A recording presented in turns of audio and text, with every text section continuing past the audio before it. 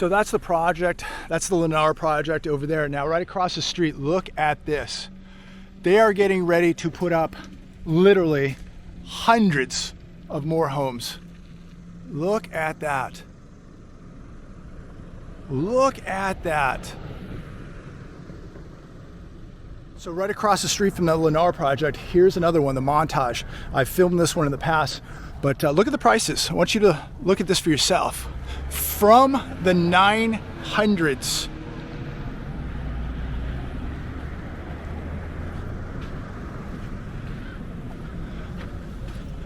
And these homes also taking forever to complete. Look how close they are. So these, starting from the 900s. Check that out. From the 900s. So you could spend easily over $1 million in this neighborhood. And these houses are literally 10 feet apart from one another.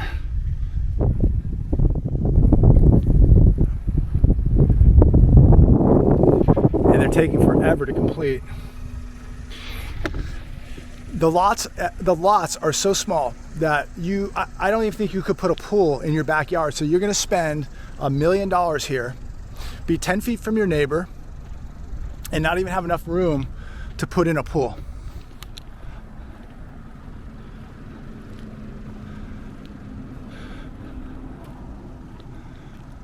An absolutely stunning day here in Palm Desert, on the way to the gym. And while I'm on my way, I thought I'd stop, see how some of the developments are doing. I'm at one here called the Verve. Looks very, very nice.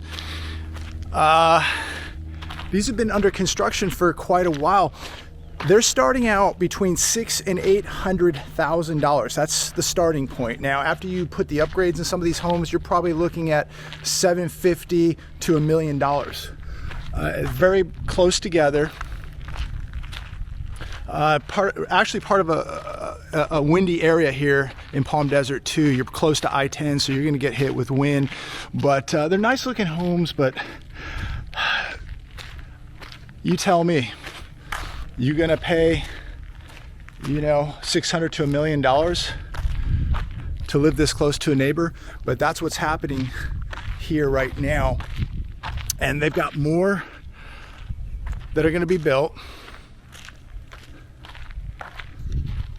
And it's shocking to see what is going on and the prices now. Now I'm gonna go down, look at a couple other developments, and I'm seeing discounts now in some of these areas of, $60,000, $70,000 with some of these home builders now dropping prices. And it's quiet, ladies and gentlemen. It's a beautiful 75-degree day. There's a few people out looking at these homes, but not very many people out kicking tires. And there's some more over there. And there seems to be a lot of vacancies here. Those are completed.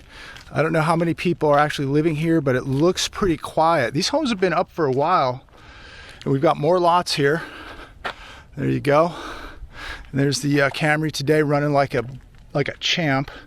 And we've got more lots all the way up here, over here. Across the street, they are literally grading acreage for new homes. So I don't know how long this is going to go on, ladies and gentlemen, until it doesn't, but it's quiet. It's real quiet out here.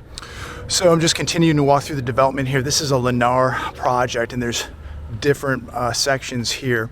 Now these homes are starting around $700,000. So by the time you do the upgrades, depending on the square footage too, you're looking at probably around $1 million if you set this house up with high upgrades. And again, larger square footage. The models, I think, start around 1,800 and go up to close to 3,000 square feet. So yeah, you can spend $1 million here. And again, it's amazing how long these homes have been taking to finish. I was here a long time ago, maybe 6 months ago, and these things were under construction. They're still not finished. But take a look. I mean, you are literally 10 feet from your neighbor.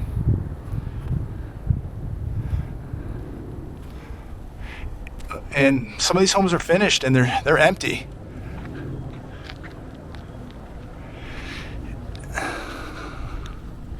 So I'm thinking, as I'm walking through here, say you're going to spend $900 to $1 million on one of these homes. 30-year fixed rate right now approaching 7%. I don't know how people are doing it. I don't know if they're going to be able to do it, but I think these builders have got to be getting very, very nervous at this point. They are sitting on multi-millions of dollars of inventory right now. These homes are hitting the market, more inventory coming, while prices are kind of plateauing and coming down, while interest rates are going up, while mortgage rates are going up, while people are losing jobs, while inflation continues to go up. I don't know. It's a bad combination. I think we're going to see big problems here in the housing market. So these are all finished, but doesn't look like anybody's living in them at this point.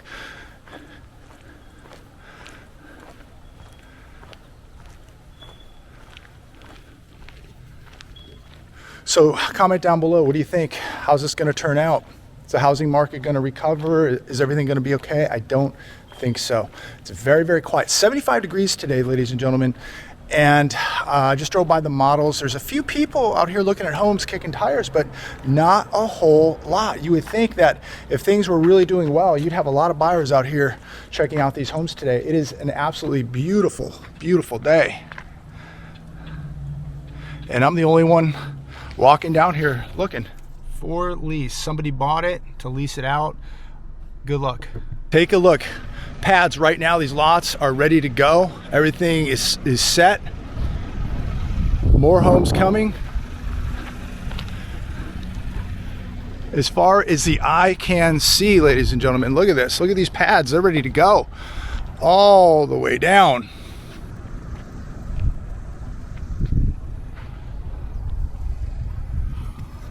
We are about to see massive, massive layoffs, mortgage rates creeping back to 7%, inflation not going away. We're heading into stagflation, and more housing inventory in the resale market or the new home market coming to the market now. What are the sellers going to do? What are the home builders going to do with all this inventory, with all the new homes, with all the resales, existing home sales? What are they going to do? What are sellers going to do? I think that if you're a buyer and you exercise some patience, you're going to do very, very well here. So a few things I printed out last night that I want to share with all of you, and why I think we're heading into big trouble here in the housing market. I was speaking to somebody yesterday who said, well, I don't think it's going to be as bad as 2008. And I think I think we have to be careful saying something like that, because if we look at the data, things are much worse right now than they were in 2008. Look at the debt. Back in 2008, we were around $10 trillion in debt. Now we're $31.5 trillion in debt. The deficits have gotten much bigger. You look at the debt in municipalities, in cities, it's much greater. You look at household debt at all-time highs. You look at inflation today, it is actually at an all-time high because real inflation is over 15%. So things are going to be, I believe, quite possibly much worse than 2008. And I know there's a lot of people out there that want to hope that it's not, but we've got to look at the reality of things. We've got to look at the real numbers, the real data. And this article that came out on thebalance.com, this came out back in April 6th of 2021. Survey, half of Americans don't have $250 to spare. This is another problem. If you look at the savings rate at about 2.2, 2.4% in this country, much worse than back in the early 2000s, people don't have money. There is more going out than coming in. And if one person in a household loses a job, more than likely they're going to lose their house. I think we're in very, very big trouble because people are blowing through their savings, they're blowing through their credit cards, maxing them out, and they just cannot keep up with inflation, the cost of food, the cost of fuel, the cost of rent. How can people renting right now even save up money to buy a home? When I look at the data, it is hard to understand how we can support this housing market. I'm showing you houses today that are ranging from $700,000 to over $1 million, and they're 10 feet apart from one another. Where is the money going to come from? And let's not forget, mortgage rates now approaching 7%. Here's the average down payment on a house today. This is going to be another problem too, because most people don't have skin in the game. A lot of people are putting down 3.5% to 5% on these homes. So if things get bad, what do you think they're going to do? They're going to bounce. They're going to walk, ladies and gentlemen, just like they did in 2008. They don't have that much skin in the game. Yes, there are people that put down more, that are putting down 20% plus, but a majority of people buying homes in the last couple of years are putting down the bare minimum, 3.5% to 5%. So again, a lot of these people, if push comes to shove, they're walking. CNBC, 15 million renters pay more for housing than they can afford. People are paying, the rule of thumb is not to pay 30% of your income, not to pay any more than 30% of your income on rent or a mortgage. And according to this article, people are paying much more than that now. And in some areas, like New York City, 69% of their income. Renters are paying 69% of their income just to cover their rent.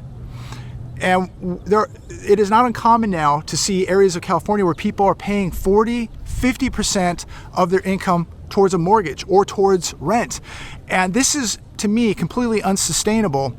It takes one bad day, one emergency, and people fall behind and they're in very, very big trouble. So we have an issue where people now who are renting can't afford to save any money to buy. People who have bought, who are paying 40, 50, maybe even more on of their income on a mortgage, they are one bad day away, one emergency away from falling behind. And once people fall behind on rent or on the mortgage or on a car payment, it's going to be very, very hard for them to catch up. Mortgage lenders try to lure, this is on Market Watch, mortgage lenders try to lure home buyers with buy now, refinance later, and get the seller's mortgage rate. Will these tactics work? This is extremely dangerous, because if you buy now and you're paying, 6.5%, 7%, what if it doesn't come down in the next couple years? What if we do see 7, 8, 9, 10% on a 30-year? What are these people going to do? They are making a huge mistake here, in my opinion. And of course, what if an emergency arises? What are they going to do? If you're buying a house right now and you get lured in by buy now, refinance later, you're taking a huge, huge risk. I highly recommend you don't do this. I think it's very, very dangerous, because I think it is very, very possible that we're going to see the 30-year break 10%. I really do. Wall Street Journal, as home sales slow, realtors go back to their other jobs.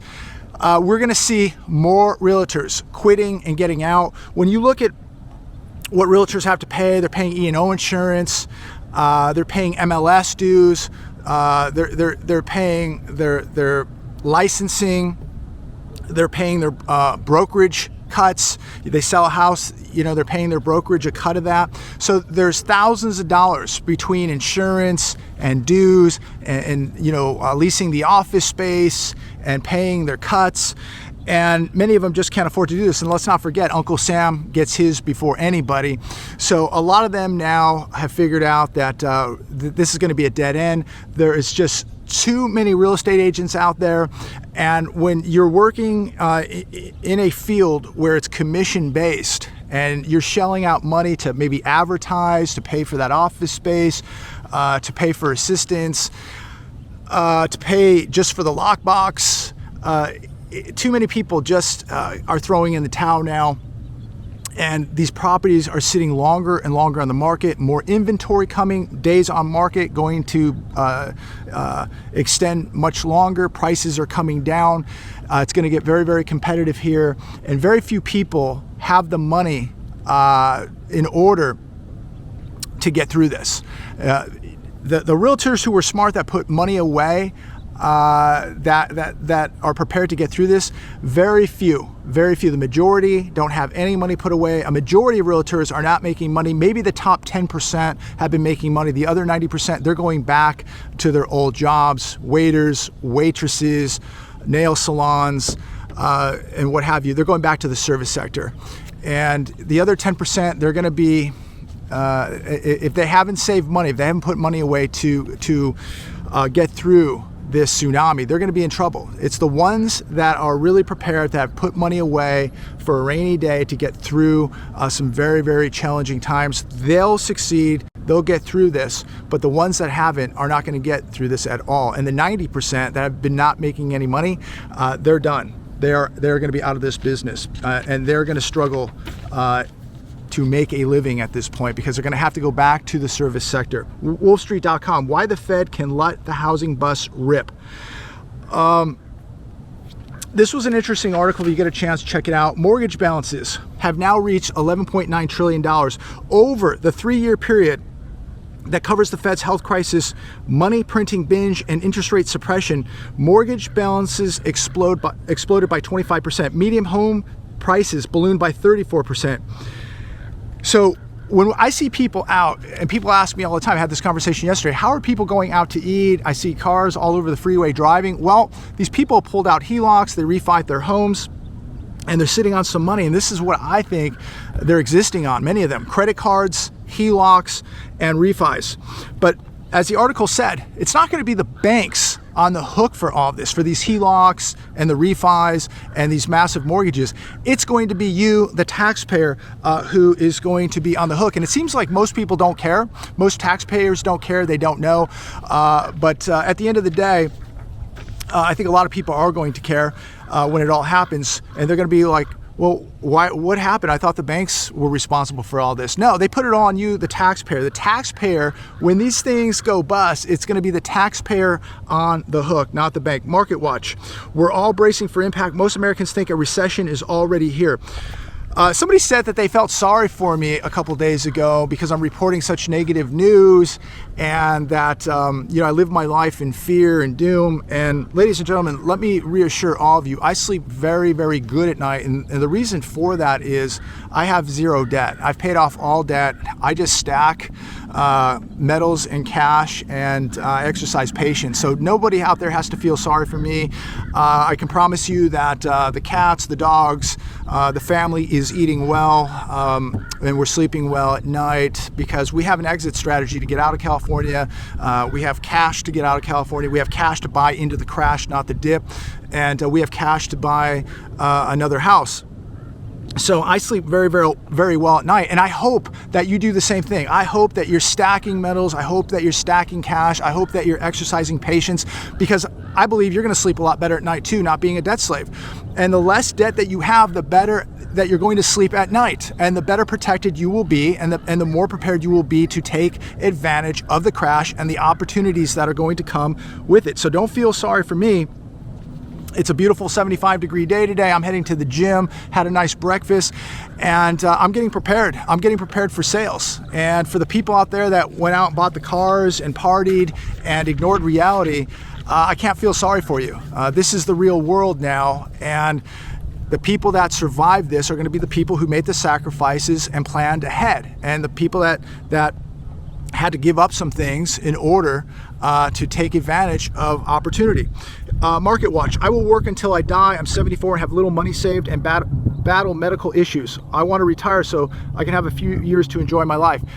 This is going to be difficult for a lot of people. They're not going to enjoy the end of the last years of their life, because they're going to be working into their 80s because they're broke, because inflation is eating their savings up alive, because the savings rate is 2.2%, and because most people have zero money right now, and it's too late for millions of people to prepare. How are you going to prepare right now if you're 65 years old, 60 years old? How are you going to begin to prepare for retirement right now and you're working a service sector job? What does this mean for people 10 years, 20 years down the road when they have nothing right now, and we are heading into the worst financial crisis the world has ever seen? This is why I've been telling all of you, and many of you have been telling me the same thing. Get ready. 5 years ago, when I was making these videos telling you a depression is coming, that things are going to get tight, things are going to get bad, people are going to be in food lines, that we're going to see the market collapse, we're going to see another collapse in housing, that we're going to see some of the toughest times we have ever seen in the history of this country. People laughed, people smirked, People went out and just ran up more credit, lived beyond their means, and now they're beginning to panic. And there are people living in these houses right now, some, not all, but there are people living in not just these houses, but similar houses who bought a house in the last couple years, beginning to realize they made the biggest mistake of their life. And we're gonna see more problems in housing. And how about this? US cities are drowning in debt. The average person in the US is around $96.4 thousand in debt. Now, when we look at cities, take a look at Chicago, billions of dollars in debt. 50 out of the 75 largest cities in the US are currently running a deficit, and in some cases, a major one. New Orleans, only 55 cents for every dollar of pledged pension benefits has been put away. Portland, only 44 cents. And there are people believing that they're gonna have a pension in 10 years. You'll be lucky if you have 50% of that pension. They're telling you right now, do your homework, ladies and gentlemen, do your due diligence. Check out what's happening with your pension, how underfunded it is right now. And what do you think is gonna be there for you in 10 years, 15 years, 20 years? Some of these pensions will cease to exist. They won't even be here in 10 or 20 years. And people are depending on those pensions. They're not gonna be here. And this is why I beg of you to prepare right now. Don't rely on the system. Don't rely on a pension. Don't rely on a 401k. You are going to be responsible for you. Take action right now. Put some metals away. Pay off the debt. Put some cash away. When this crash happens in housing, maybe go out and get some nice rental properties. Maybe buy some nice investment land and sit on that for a little bit. Take advantage of the crash. But relying on the system to feed you, relying on the pension to be there in 10 or 20 years, I think that's going to be a huge mistake. I hope that it is there for you. I hope the system continues to feed you, but the system is coming apart right now. It is breaking down. There are people that depend on the system just to eat. What happens if that stops? How will you feed yourself? You know what? Get a skill set today. Learn how to do something. Know how to do multiple things. Have multiple skills. Do it now. Retail sector faces more downside from struggling consumers. So this on the hedge. So as we see interest rates on credit cards going through the roof, people are going to be able to spend less and less, and people are going to be maxing out those cards too. And I was listening to a radio show today. A lady called up and said she can't spend any more money on her credit cards because they've shut her off. She's maxed out. So she would spend more money if she could, but now that she's run up $60,000 in debt, she's maxed them all out. She can't spend anymore. So she's $60,000 in credit card debt. Think about that though. If she could get to 70, 80, 100, she would. Wages are not keeping up with price rises, big problem, and certain essential outlays such as rent and mortgage payments. So people are going to be in big trouble here. Some of the people in these homes, some of the people in homes over there, some of the people in homes over there, they're going to be in trouble. They're going to be in big trouble. And it doesn't matter if you bought a house a year or two ago or 10 years ago. Somebody in that home loses a job, it's going to be catastrophic. Discretionary consumption will continue to weaken, and retail will soon begin to underperform. We're seeing that right now. And remember, how much of the data that we're getting do you even believe at this point, as far as retail sales, the unemployment numbers, jobless claims, home sales, inflation, etc.? How much of it do you even believe? I don't believe any of it at this point. But I can tell you, as I'm out here today with my own two eyes, 75 degrees, there's hardly anybody here looking at these homes. But why should there be? You're looking at 7% today, almost 7%. So who's going to come in and buy a $700,000 to $1 million home now at 7%? Some people can do it. Most people cannot. But again, when I spoke to somebody yesterday, they don't believe it's going to be as bad as 2008. I think it's going to be much, much worse. Again, you look at the debt, you look at the deficits, you look at inflation, you look at mortgage rates right now, and you look at layoffs. That tells me right there that we're gonna be in real serious trouble here. And then you look at the overvaluation of these properties now. prices are now blown past what we saw in 2008. And you look at globally how much debt there is across the globe. You look at the threat of world war. There's so much happening right now. There's so much volatility out there.